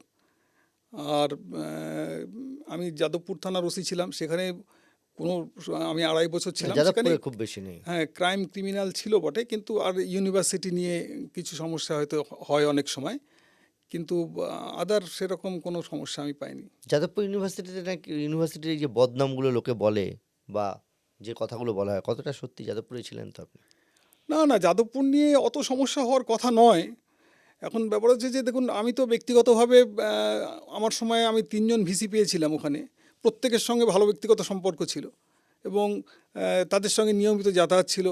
ইউনিভার্সিটি ক্যাম্পাসে সব খবরাখবর রাখতাম। আমি তো ওখানে অ্যান্টি র্যাগিং কমিটির মেম্বারও ছিলাম। ওখানে একটা অ্যান্টি র্যাগিং কমিটি আছে হ্যাঁ, এটা যাতে করতেই হয়, লোকাল থানার ওসি থাকেন। হ্যাঁ, এবং ওসিকে নিয়ে ওই কাউন্সিলের মিটিংয়ে হয়। মানে জানি না এখন কী অবস্থা, কিন্তু তখন হতো। তো প্লাস দেখুন, এই যে আন্দোলনগুলো হয় অনেক সময় বা ঘেরাও হয়, এগুলোতে খুব বেশি একটা ভয় বা আতঙ্কের কিছু আছে বলে মনে হয় না। পুলিশকেও হ্যান্ডেল করতে হবে ডেলিকেটলি, এবং যারা ম্যানেজমেন্ট আছে, ভাইস চ্যান্সেলর যারা আছেন, তাদের বুঝতে হবে, বোঝাতে হবে যে ভাই আপনারা ইউ আর সিকিওরড। হ্যাঁ, একদিন ঘেরাও হলো কি 2 দিন ঘেরাও হলো কি কিছু হলো, তার মানে এই নয় যে সেখানে তার প্রাণহানির কোনো আশঙ্কা আছে। তার মানে আপনি বুঝতে মানে আপনি বলছেন যে ওখানে যে আন্দোলনগুলো পরবর্তীকালে আরও বড় হয়েছে, ক্যাম্পাসের বাইরে বেরিয়েছে, সেখানে বোথ সাইড বোঝাবুঝির কোনো ভুল ছিল বা হ্যাঁ, স্টুডেন্টদের দেখুন, সম্পর্কে ধারণা। স্টুডেন্টদের একটু তো তারা তো দেখুন, তারা অল্প বয়স্ক, তাদের একটা অন্যরকম ব্যাপার থাকে স্টুডেন্টদের মনের মধ্যে, ওরা অন্যরকম বিপ্লব চলে। হ্যাঁ, তবে এক্ষেত্রে যাদবপুরের ক্ষেত্রে বা অন্যান্য ক্যাম্পাসেও নজরদারির খুব দরকার আছে, কারণ এই যে আন্দোলনগুলো হয়, এগুলো কিন্তু ওদের মস্তিষ্ক প্রসূত নয়। আচ্ছা, এগুলো বাইরের কিছু লোকজন ওদের গাইড করে। এটা আমি ওখানে দেখেছি, ওদের অনেক মুভমেন্ট আমি দেখেছি। সেক্ষেত্রে আমার মনে হয়েছে যে ওরা, বাইরের লোক বলতে রাজনৈতিক লোক। হ্যাঁ, রাজনৈতিক লোকজন হতে পারে, কার সাথে তো কথা বলছে বোঝা যায় না। ওরা দেখুন, আলোচনা চলছে, আলোচনা সব সিদ্ধান্ত একটা হয়ে গেল যে ওরা উইথড্র করবে। তারপরে ওরা আবার একটা ধরুন এই সব জিবি মিটিং করে। জিবি মিটিংয়ের সময় কার সঙ্গে কি পরামর্শ করছে তো জানি না, তারপরে দেখা যাচ্ছে যে তারা আবার একটা রিজিড হয়ে যাচ্ছে যে আন্দোলন চলবে এরকম। তো এইগুলো খুব ডেলিকেট হ্যান্ডলিংয়ের ব্যাপার আছে। এটা সবসময় পুলিশের ডাইরেক্ট ইন্টারফেয়ারেন্সের জায়গা নেই। এটা বিশ্ববিদ্যালয়ের ম্যানেজমেন্ট তারাই ভালো বুঝবে আর কি। পুলিশের কাজ হচ্ছে আমার মনে হয় VC, dean of students, registrar, এদের সঙ্গে নিয়মিত যোগাযোগ রাখা, ভালো সম্পর্ক রাখা আর এবং স্টুডেন্টদের ওদের সঙ্গে? আশ্বস্ত রাখা। হ্যাঁ, স্টুডেন্টদের সঙ্গে দেখুন, স্টুডেন্টদের সাইকোলজিটা ইজ ডিফারেন্ট। স্টুডেন্ট তো বিভিন্ন রকম ওখানে আছে। তো বিভিন্ন রাজনৈতিক দলের সংগঠন, হ্যাঁ। সংগঠন, ফ্রন্টাল অর্গানাইজেশন হিসেবে ওরা কাজ করে। এসএফআই তো আছেই, আরও সব আছে ওখানে।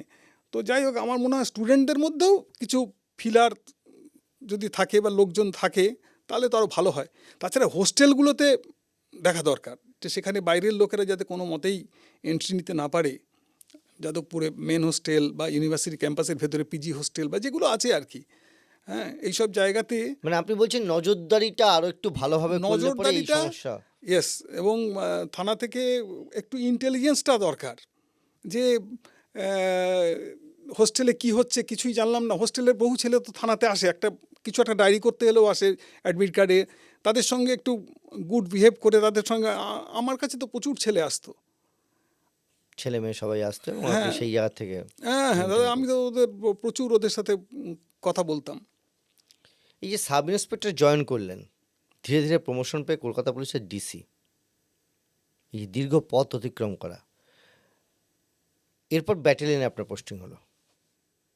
এ তো লাস্ট মানে কিছু দিনের জন্য। কিছুদিনের জন্য।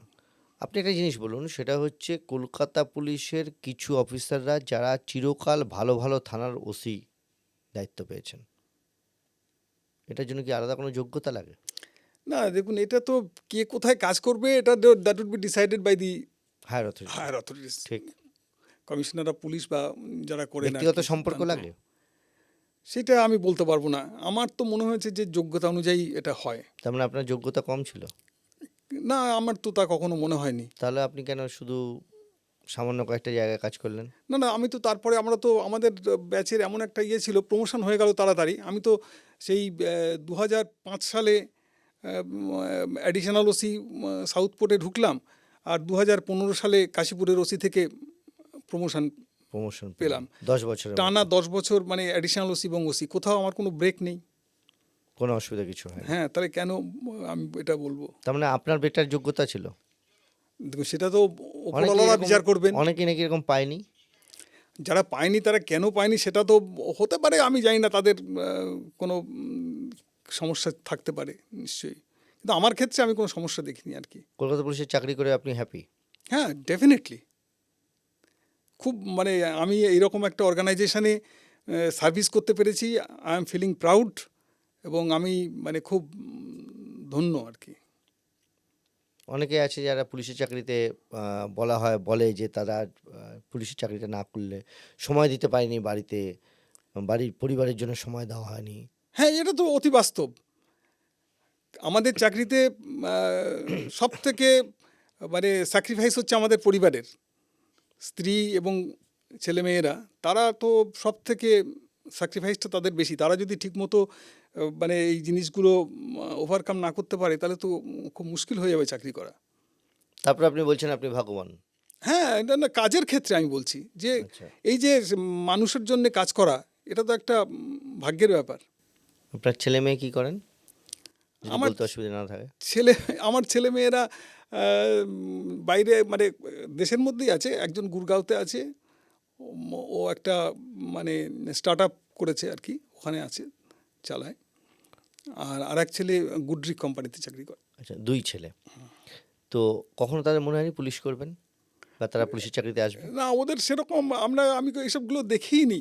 ওদের আপব্রিঙ্গিং, ওদের পড়াশুনো, everything was looked after by my wife. Your- হ্যাঁ, আমি কিছুই দেখিনি।